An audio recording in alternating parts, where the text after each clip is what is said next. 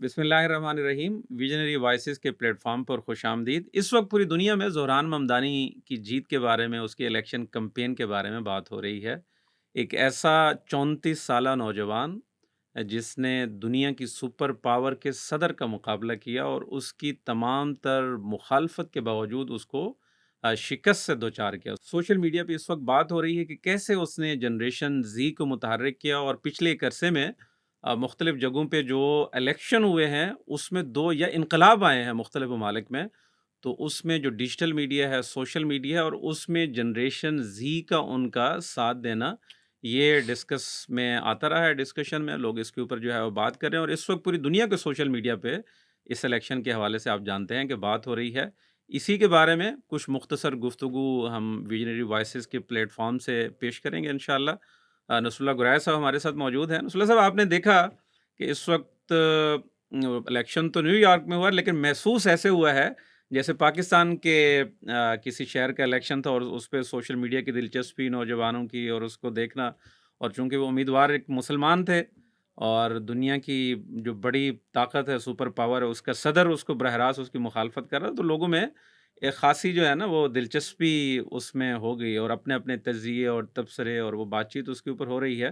لیکن میں چاہوں گا ذرا آپ پہلے خود جو نیو یارک شہر ہے اس کے بارے میں کچھ بتائیں کہ وہ کس طرح کا شہر ہے، کون سے لوگ وہاں پہ جو ہے وہ رہتے ہیں، اور کیسے زہران ممدانی نے یہ ساری صورتحال کو ایک وقت میں کہ اس کے ساتھ کھڑے ہونے والے جو پہلا سروے تھا 1% لوگ بھی نہیں تھے، اور پھر اب صورت یہ ہے کہ تمام امیدواروں کے آپ ملا لیں ووٹ، تو ان سب کے کل ملا کے بھی ممدانی کے ووٹ اس سے زیادہ ہیں۔ تو ایک نوجوان نے بالکل وہ کہ دیکھتے ہیں کہ آنکھوں دیکھا انقلاب جو ہے وہ برپا کر دیا، تو کچھ ذرا اس کے بارے میں آگاہ کریں۔ جی بالکل، جو نیو یارک کا الیکشن ہے، جی اس الیکشن نے ایک تو دنیا کی توجہ اپنی طرف، جسے آئی کیچنگ کہتے ہیں، جی اس نے دنیا کو اپنی طرف کھینچ لیا اور دنیا اس میں انوالو ہو گئی۔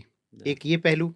دوسرا پہلو اس کا شمس بہت اہم ہے کہ چونکہ زہران ممدانی اردو بھی بولتا تھا، تو جو ایشین، جن میں پاکستان اور انڈیا، بنگلہ بنگلہ دیش، اس کمیونٹی کے جو لوگ تھے، اس کو بھی اس نے اٹیک کیا۔ دیش ایون کہ کچھ اشعار اس نے فیض احمد فیض کے بھی مختلف مواقعوں کے اوپر پڑھے، جس پڑھے، نے اس کمیونٹی کو رمیز راجہ کا حوالہ رمیز دیا۔ راجہ کا حوالہ دیا، سو آن۔ اچھا، اسی طرح چونکہ اس کی جو پیدائش ہے وہ افریقہ کی ہے، یوگنڈا کی یوگنڈا کی ہے، تو وہاں سے بھی ایک لنک مل گیا، اور افریقی جو وہاں پہ افریقن جو وہاں پہ بڑی سیاہ فام بڑی تعداد میں موجود ہیں، اچھا اس کو بھی اس نے کنیکٹ کیا۔ اچھا، اسی طرح پھر اس نے چونکہ نیو یارک کے اندر وہ خود لمبے عرصے سے موجود ہے، تو اس نے وہاں پہ بھی ایک کرسمیٹک پرسنالٹی، جسے ہم کہیں تلسماتی شخصیت بن کے وہ سامنے آیا، نیو یارک اسمبلی کا وہ نمائندہ تھا پہلے، نمائندہ تھا پہلے۔ تو یہ سارے اس کا طرح مشہور نہیں تھا، لیکن مطلب الیکشن لڑا، اس نے جیتا، مطلب مشہور ہوتا چلا گیا، ہاں ہوتا چلا گیا، ٹاک آف دی ٹاؤن بنتا چلا گیا، one by one, day by day اس کی چیزیں بڑھتی چلی گئیں۔ تو نیو یارک بنیادی طور پہ 8.26 ملین آبادی کا شہر ہے، شمس صاحب، 86 لاکھ 86 لاکھ کم و بیش۔ اچھا، اسی طرح اس کے اندر جو 53% لوگ ہیں، جس طرح ممدانی صاحب جو ہیں یہ باہر سے آ کے پیدائش ان کی باہر کی ہے، یہاں پہ آ کے آباد ہوئے ہیں، تو اس آبادی کے انڈیا کے ہیں، پیدائش یوگنڈا میں یوگنڈا ہوئی کی ہے، پرورش جو ہے امریکہ میں ہوئی ہے۔ تو یہاں پہ اتنے ہی بڑی تعداد کے اندر لوگ ہیں جو باہر سے یہاں پہ آ کے امیگرینٹس، جنہیں اپنی زبان کے اندر کہتے ہیں، اور یہی وہ امیگرینٹس ہیں جن کو ٹارگٹ کرتے رہے ہیں ٹرمپ حضرت۔ بتا رہے ہیں کہ مہاجرین کی تعداد 53% ہے، 53% ہے اس شہر کے اندر۔ اچھا، اسی طرح اس شہر کو دنیا کا بڑا میٹروپولیٹن سٹی کنسیڈر کیا جاتا ہے۔ اگر نیو یارک ایک شہر نہ ہوتا، ایک ملک ہوتا، تو اپنی اکانومی کے اعتبار سے دنیا کا 8واں بڑا ملک ہوتا۔ دنیا کا دارالحکومت تو ہے، اقوام متحدہ کا آفس ہے وہاں پہ، ظاہر ہے اگر ایک ملک ہوتا تو یہ ہوتا۔ اچھا، اسی طرح اس کی اکانومی کا اگر آپ اندازہ لگائیں تو 2.3 ٹریلین اکانومی کا یہ شہر ہے، جہاں پہ 2000 سے زائد جو ملٹی نیشنل دیگر بڑی کمپنیز ہیں ان کے وہاں پہ دفاتر ہیں۔ 123 ارب پتی نیو یارک کے اندر رہتے ہیں، ملٹی سب سے کلچرل بڑا شہر ہوگا بڑا اب تک۔ شہر ہے، ملٹی کلچرل قسم کا شہر ہے، جس کے اندر 200 سے زائد زبانیں بولی جاتی ہیں. دنیا بھر سے لوگ آ کے وہاں پہ دنیا بھر سے لوگ، جس طرح ہم آ نے کے کہا رہتے کہ ہیں. جو امیگرینٹس ہیں ہاں اس کے اندر افریقن ہیں، ایشین ہاں ہیں، دنیا بھر کے جو لوگ ہیں وہاں پہ وہ آباد ہیں. اس پورے کے اندر ایک نوجوان ابھرا، Yeah, اس نے وقت کی نبض پہ ہاتھ رکھا، yeah, آغاز کیا. آغاز میں کوئی پذیرائی نہیں تھی. اس جن ایشوز کو اس نے شمس صاحب، جو سیکھنے والی، لرن کرنے والی چیز ہے زی جنریشن کے لیے، خاص طور پر میرے لیے، آپ کے لیے، کسی بھی ایک پولیٹیکل ورکر کے لیے، وہ کیا ہے؟ اس نے اچھا، یہ ایشو صرف نیو یارک کے نہیں ہیں، یہ ایشوز لندن کے بھی ہیں، yeah. لاہور کے بھی یہ ہیں، لاہور کے کراچی بھی کے ہیں، بھی ہیں. یہ کراچی کے بھی ہیں. یہ سیم ایشوز ہیں جن ایشوز کو اس نے ٹارگٹ لیکن کیا. کہا جا رہا ہے کہ لاہور اور کراچی سے الیکشن لڑتا تو جیت بھی جاتا تو پھر بھی ہار جاتا. جاری رکھے ویسے ایک ہاں، جملہ. تو یہ ایک مطلب ہر ایک بگ سٹی کے، مسائل ہیں. میٹروپولیٹن سٹی کے یہی مسائل ہیں. لیکن اس نے ان ایشوز کی بنیاد کے اوپر لوگوں، وہ کیا کہتے ہیں نا کہ میں نے یہ جانا کہ گویا یہ بھی میرے دل میں ہے. دل میں ہے. تو جب اس نے لوگوں کی نبض کے اوپر ہاتھ رکھا تو day by day, day by day, day by day, day by day, synagogue ہو، چرچ ہو، مسجد ہو، امام بارگاہ ہو، پارک ہو، کوئی بھی آپ کہہ لیں کہ گردوارہ ہو، مندر ہو، ہر جگہ. ہر جگہ پہ وہ گیا اور اس نے کمپین کو آہستہ آہستہ جس طریقے سے اس نے کمپین کو بنایا، اس کا نتیجہ کیا ہوا شمس صاحب؟ بڑا امپورٹنٹ ہے کہ نیو یارک کی 360 سالہ تاریخ میں یہ تقریباً 111 میئر رہے ہیں. 360 سالہ تاریخ میں 111 میئرز رہے ہیں، جس میں یہ پہلا مسلمان میئر ہے. بالکل. اسی طرح امریکہ کے قیام کے بعد نیو یارک کی 236 سالہ تاریخ میں پہلا مسلمان میئر ہے. اسی طرح شہر کی گزشتہ 100 سالہ تاریخ میں سب سے کم عمر ترین میئر ہے. اسی طرح شمس صاحب 1960 کے بعد سے زیادہ ووٹ حاصل کرنے والا، ریکارڈ ووٹ حاصل کرنے والا میئر ہے. کہ جب ٹرمپ کی انتظامیہ پوری دنیا مخالفت میں تھی تو آپ نے کیسے یہ معجزہ کیا، آپ کیسے کھڑے رہے، طوفانوں کا مقابلہ کرتے رہے، ہواؤں کے رخ تبدیل کرتے رہے.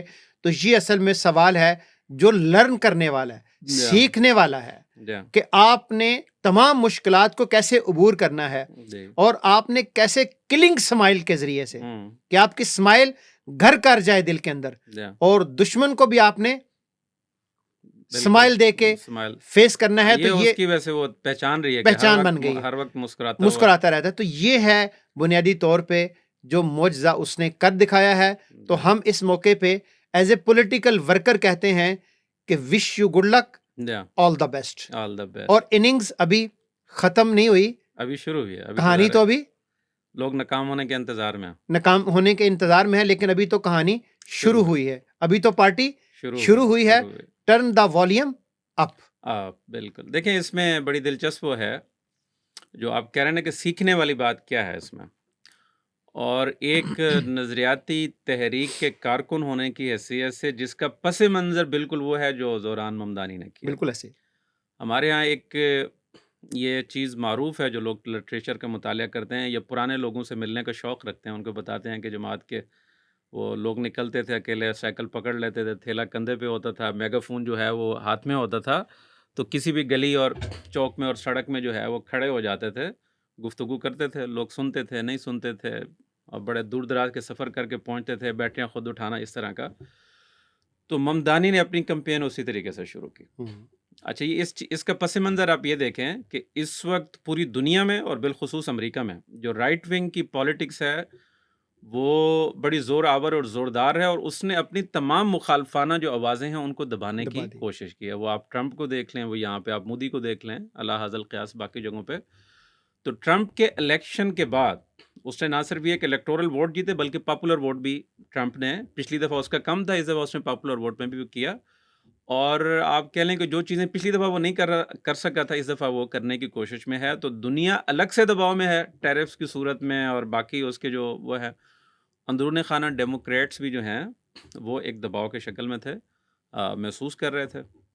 اور جس طرح وہ کہتا ہے نا کہ کوئی راستہ نظر نہیں آتا کہ آپ کیا کریں. تو سی این این نے اس پہ ایک سٹوری کی کہ زہران ممدانی کا سفر شروع کہاں سے ہوا. ہوں، وہ ہوا یہ کہ جب یہ آیا کہ بھئی الیکشن جو ہے وہ آنے والا ہے، تو امریکہ میں ایک اچھا سسٹم ہے کہ بھئی جو آپ کا نمائندہ منتخب ہونا ہے، اس کے انتخاب سے پہلے ایک پارٹی کا انتخاب ہوتا ہے. ہوں، اور اس پارٹی کے انتخاب سے پہلے بھی چھوٹے چھوٹے گروپس جو ہیں وہ بن جاتے ہیں، جو اپنا ذہن بناتے ہیں کہ نصر اللہ صاحب کھڑے ہوں گے، شمس کھڑے ہوں گے، یا کوئی اور جو ہے وہ اس میں کھڑا ہوگا اور وہ کرے گا.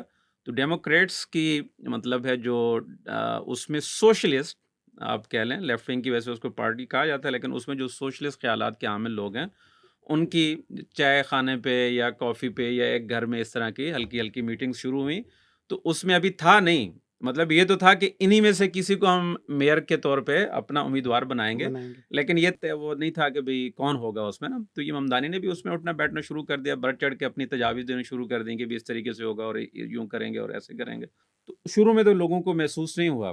یہ اس نے کہانی سنائی جس نے ان میٹنگز کو ارینج کیا تھا، مطلب اچھا، لوگوں گڈ. کو بلایا ہوں، بلایا تو شروع میں تو اندازہ نہیں تھا کہ بھئی اچھا اس میں تو ایک متحرک ایکٹیوسٹ کے طور پہ اس نے اپنے آپ کو وہاں پہ شو کیا کہ بھئی یوں ہونا چاہیے، پارٹی اس طریقے سے اچھی ہوگی. لیکن ایک موقع پھر اس کو محسوس ہوا کہ یہ تو خود جو ہے وہ آنا چاہتا ہے، اور اس نے خود بھی جب دیکھا کہ اچھا ان تلوں میں تیل نہیں ہے اور مجھے خود بڑھ کے کچھ کرنا پڑے گا، اٹس تو گڈ. وہ نکل آیا بالکل اس ٹھیک. میں.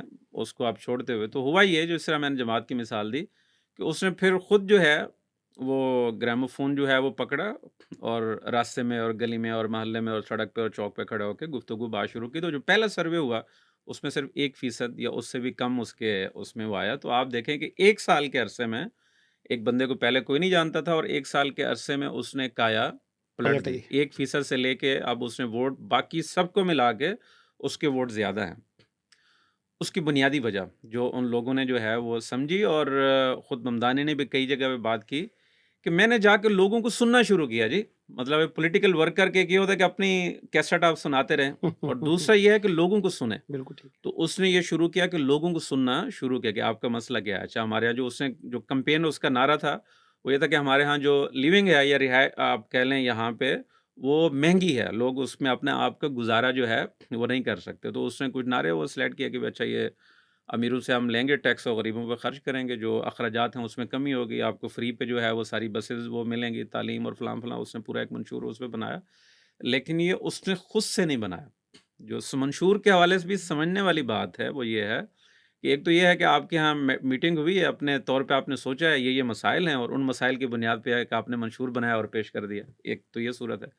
دوسری یہ ہے کہ آپ سڑکوں میں گھومے، جس طرح آپ نے کہا پارکوں میں گئے ہیں، سڑک پہ گئے ہیں، چوک میں کھڑے ہوئے ہیں، میٹنگز میں گئے ہیں، لوگوں سے سنا ہے، اس پہ اپنا ایک ذہن بنایا ہے کہ اچھا لوگ اس وقت یہ سوچ رہے ہیں، اس کے مطابق آپ نے منشور جو ہے وہ کیا. تو اس میں ہمارے اپنے سرکل میں ایک موازنہ ہوا ویسے حافظ نعیم صاحب کا اور ممدانی کا بھی کہ بھئی حافظ صاحب نے بھی کراچی میں جو ہے وہ کمپین چلائی. تو یہ بہت سارے لوگوں کے علم میں نہیں ہوگا. حافظ صاحب اس طرح آپ کہہ لیں کہ بھئی سڑکوں پہ تو شاید نہ گھومے ہوں یا رائے نہ لی ہو، لیکن ایک بہت اچھا کام جو ہے وہ کراچی جماعت نے کیا کہ سرویز کروائے، اور پھر ان سرویز کی بنیاد پہ کچھ مطلب مختلف طبقات کے مخصوص لوگوں سے بات کی، جس میں حافظ صاحب یا ان کی ٹیم پردے کے پیچھے بیٹھتی تھی. مطلب جو اس پہ انٹرویوز دینے والے ہیں خواتین و حضرات، ان کو پتہ نہیں ہوتا تھا کہ پردے کے پیچھے بیٹھ کے کوئی سن رہا ہے ان کو. تو وہ عام لوگ ہیں، بالکل عام طریقے سے اس کے اوپر بات کرتے تھے. تو وہ جو چیزیں ہوتی تھیں وہ جو ٹیم بیٹھتی تھی وہ ساتھ اس کو نوٹ کر رہی ہوتی. تو انہوں نے اس کو سامنے رکھتے ہوئے پھر حق دو کراچی کی تحریک جو ہے وہ کھڑی کی. تو وہ پہلا جو ہے کہ آپ نے لوگوں کی زبان سننی ہے اور لوگوں کی زبان بننا بولنی ہے. بالکل بولنی ٹھیک. ہے، لوگوں کی زبان بننا ہے، تو آپ کایا پلٹ پلٹ سکتے سکتے ہیں. ہیں. ٹھیک ہے. اور دوسرا پھر اس نے جو اس کا ڈیجیٹل میڈیا کا استعمال ہے، اور پاکستان میں نا ہمارے ہاں جو پولیٹیکل کلاس ہے یا سیاسی پارٹیاں ہیں وہ سوائے ایک پارٹی کا کہا جاتا ہے کوئی اس کو اس طریقے سے اچھے طریقے سے استعمال نہیں کر پا رہا. اور دوسرا اس میں جو بڑی بات ہے جو دوسروں کے ہاں اور یہاں پہ فرق نظر آتا ہے وہ یہ ہے کہ بھئی ہمارے یہاں یہ تصور کر لے کہ یہ جو استعمال ہے یہ پارٹی نے کرنا، تو وہ پارٹی بھی کر رہی ہوتی ہے. لیکن زہران ممدانی کے 1 لاکھ سے زیادہ، یہ بھی ہسٹری میں پہلی دفعہ ہوا ہے کہ کسی شہر کی انتخابی کمپین میں 1 لاکھ سے زیادہ رضاکار ڈور ٹو ڈور جا کے کمپین کر رہا تھا. ٹھیک ہے، جو اس کو میسر ہوئے. تو ڈیجیٹل اپنی جگہ پہ ہے اور جو زمینی کمپین ہے وہ اپنی جگہ پہ ہے، لیکن یہ دونوں مل گئے. مطلب جو بندہ جا رہا ہے اس کی ٹک ٹاک بن رہی ہے، اس کی ریل بن رہی ہے، اس کا میسج جو ہے وہ لوگوں کو جا رہا ہے، وہ پمفلٹ بانٹ رہا ہے. تو وہ ایک جو ہے ڈیجیٹل کمپین کے ذریعے سے، یا ہم نے ٹرمپ کی اس میں دیکھا، مودی کی کمپین میں دیکھا، پاکستان میں عمران خان کی کمپین میں دیکھا، کہیں ہم بھی اس میں کچھ نہ کچھ جو ہے وہ کرتے رہے ہیں. تو یہ جو ڈیجیٹل میڈیا کی کمپین ہے، اس کو آپ لوگوں کی آواز بن کے جو ہے وہ کریں. اچھا، وہ اس کی آپ قوت کا یا طاقت کا اس طریقے سے اندازہ کریں کہ زوران ممدانی نے دنیا کے طاقتور ترین صدر کو شکست دی ہے، دنیا کے امیر ترین آدمی کو شکست دی ہے. ایلن مسک جو ہے وہ اس کا کھلے عام مخالف تھا، بالکل مخالفت کر رہا تھا. دنیا کے، جس طرح آپ نے کہا نا، ارب پتی سب سے بڑا شہر ہے نیو یارک، تو نیو یارک کے ارب پتی ممدانی کی سپورٹ نہیں کر رہے تھے. ایگزیکٹلی. نیو یارک کے ارب پتی اس کے مخالف جو کومو ہے اس کی سپورٹ کر رہے تھے. تو اس نے دنیا کے امیر ترین ارب پتیوں کو اپنی کمپین یا اپنی میسج کی بنیاد پہ جو ہے وہ شکست دی ہے. اس نے وہاں پہ اے پیک جو یہودیوں کی تنظیم ہے اس کو اس طریقے سے شکست دی ہے کہ اب اس کی مثال دی جا رہی ہے. لوگ کہہ رہے ہیں، جو اگلے الیکشن لڑنے والے ہیں وہ کہہ رہے ہیں کہ جس طرح زہران ممدانی نے $1 لیے بغیر الیکشن جیتے اور ان کو شکست دی، اب ہم بھی اے پیک سے جو ہے وہ $1 نہیں لیں گے، اپنی الیکشن کمپین جو ہے وہ خود لڑیں گے. اس نے دنیا کا جو متعصب ترین طبقہ ہو سکتا ہے صہیونیت کی، اس میں، اور دنیا کا جو طاقتور ترین طبقہ ہو سکتا ہے، جو ہمارے ہاں کہا جاتا ہے کہ عالمی نظام کو تشکیل دیتا ہے، بناتا اور بگاڑتا ہے صہیونی لابی کی صورت میں، اس کو شکست دی ہے. اس نے دنیا کے طاقتور ترین میڈیا کو شکست دی ہے. مطلب جو میڈیا کی بڑی امپائر ہے وہاں پہ، وہ ممدانی کی تو سپورٹ نہیں کر رہے تھے، وہ تو اس کے خلاف کھڑے تھے، اس کا مذاق اڑا رہے تھے. بلکہ وہ کارٹونز آ رہے تھے کہ بھی اس کو جہاز پہ بٹھایا ہوا ہے اور وہ جا کے ٹوئن ٹاورز پہ جو ہے وہ حملہ آور ہو رہا ہے. تو اس کو تو آپ کہہ لیں. اور مطلب ایسی شخصیت کی مخالفت کر کے وہ الیکشن جیتا ہے جس کے سامنے امریکی صدر دم بھرتا ہے، جھکتا ہے. کھلے عام اس نے کہا کہ نیتن یاہو کو خوش آمدید نہیں کہیں گے، اور یہاں پہ آیا تو اس کو گرفتار کر کے بین الاقوامی عدالت میں جو ہے وہ پیش کریں گے. اور ٹرمپ کے ساتھ بیٹھے تھے تو پوچھا اس سے کہ بھئی ممدانی جیت گیا تو نیو یارک کیسے جاؤ گے؟ تو اس نے کہا ٹرمپ بھائی کو سامنے رکھوں گا، ان کے ساتھ جو ہے وہ جاؤں گا. اس نے چھوٹے نیتن یاہو مودی کی کھل کر مخالفت کی. اس کو، حالانکہ وہ خود گجرات سے ہے، مودی بھی گجرات سے ہے، تو اس کا جو قتل عام ہے اور ساری چیزیں اس کی بھی جو ہے مخالفت کی. تو اس نے، آپ کہہ لیں کہ جو ایک ہمارے ہاں عالمی نظام کے ہرکارے ہیں یا کل پرز ہیں، ان سب کی مخالفت مول لے کے الیکشن لڑا اور اس میں کامیابی حاصل کی. ظاہر ہے جس طرح آپ نے کہا کہ ایک پولیٹیکل ورکر کی حیثیت سے ہم اس کے لیے گڈ لک کا یا نیک خواہشات کا اظہار کرتے ہیں، لیکن جس طریقے سے ایک بات کہی جا رہی ہے کہ بھئی اپنی جان میں، وہ کیا کہتے ہیں، اپنے آپ میں اپنی جان آپ نے خود پیدا کرنی ہے. ظاہر ہے کہ بھئی کسی کی کامیابی پہ دور بیٹھ کے خوش تو ہوا جا سکتا ہے، لیکن اس نے یہ پیغام دیا ہے کہ تلوں میں تیل ہو یا اپنے نیچے ذرا آپ کے پیر مضبوط ہوں، تو یہاں بھی کئی زوران ممدانی جو ہے وہ بن سکتے ہیں، کھڑے ہو سکتے ہیں. امید ہے انشاءاللہ. درست فرمایا شمس صاحب آپ نے. جب آپ کا مقابلہ کسی سخت سسٹم سے ہو، نظام سے ہو، تو اعصاب کی گیم ہوتی ہے، نروز کی گیم ہوتی ہے. اگر آپ نے اپنے اعصاب کو ٹھیک رکھا، نروز کو ٹھیک رکھا، تو گیم الٹی جا سکتی ہے، کایا پلٹی جا سکتی ہے. اس لیے ہمارے لیے کیا ہے، اس میں سبق کیا ہے، سیکھنا کیا ہے؟ دیکھیے، یہ ملک جو ایک نظریے کی بنیاد پہ حاصل کیا گیا، سبق اس کے اندر یہی ہے کہ کیا انڈونیشیا بدل رہا ہے؟ سبق اس میں کیا ہے شمس صاحب؟ بنگلہ دیش بدل رہا ہے. سبق کیا ہے شمس صاحب؟ نیپال بدل رہا ہے. سبق اس میں کیا ہے کہ صادق خان لندن کا میئر بن رہا ہے. سبق اس میں کیا ہے کہ دنیا تبدیل ہو رہی ہے، اور اپنے اپنے ایشوز کی بنیاد کے اوپر اپنے اپنے رائٹس کے لیے لوگ right man for the right job تلاش کر رہے ہیں. ایسے حالات کے اندر شمس صاحب ہمارے لیے، پاکستان کے لیے کیا ہے؟ جس طرح آپ نے اشارہ کیا، امید کی تلاش میں، امید کی تلاش ہے. اور یہ امید میں بھی ہو سکتا ہوں، شمس صاحب بھی ہو سکتے ہیں، بلال بھی ہو سکتا ہے، سعد، وقاص، طارق، زبیر، خالد، کوئی بھی ہو سکتا ہے. اس سسٹم کے اندر جان نہیں ہے، بالکل ذہن میں رکھیے گا، کھوکھلا ہے. ابھی آپ نے دیکھ لیا، سسٹم کے اندر جان نہیں ہے، صرف آپ نے جان پیدا کرنی ہے. اور اس ملک کا مقدر بلاول اور مریم نہیں ہے. بہت سارے طارق ہیں، بہت سارے خالد ہیں، بہت سارے ٹیپو ہیں جن کو آگے بڑھنا ہے اور اس ملک کی تقدیر کو بدلنا ہے. سوچنے کا وقت نہیں ہے، کر گزرنے کا وقت ہے.